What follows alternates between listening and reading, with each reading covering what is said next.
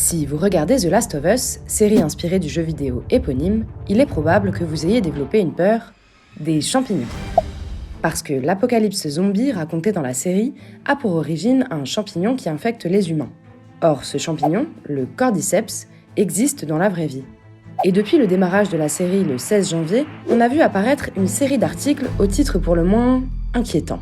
Le champignon de The Last of Us est réel et on en trouve dans les compléments alimentaires. Ce que la série zombie The Last of Us dit de vrai sur les champignons dans un monde qui se réchauffe. Des mycologues discutent des choses vraies dans The Last of Us. Et c'est vrai que c'est tout sauf rassurant.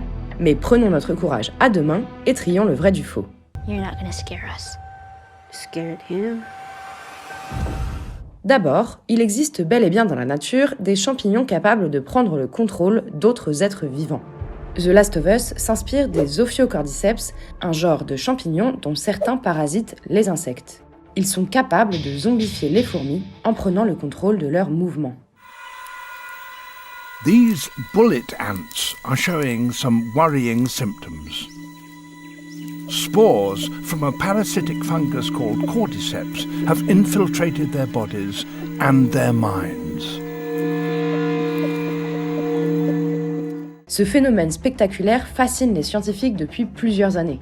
Pour Matthew Casson, enseignant-chercheur à l'université de Virginie-Occidentale, cité par le média The Ringer, le pitch de The Last of Us n'est pas vraiment tiré par les cheveux. Ce scientifique étudie un champignon qui s'en prend aux cigales.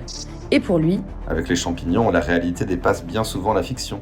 Mais le Washington Post nuance avec une bonne nouvelle. Les champignons qui prennent le contrôle des fourmis ont dû avoir une évolution spécifique pour y parvenir, et il n'en existe aucun, à l'heure actuelle, qui puisse avoir le même effet sur les humains.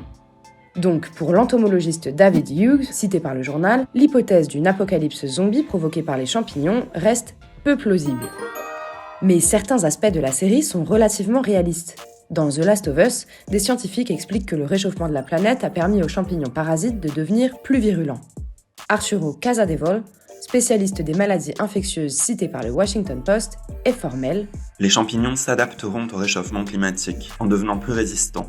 En conséquence, certains d'entre eux parviendront à pousser à la température corporelle humaine et à causer de nouvelles maladies fongiques jamais observées auparavant.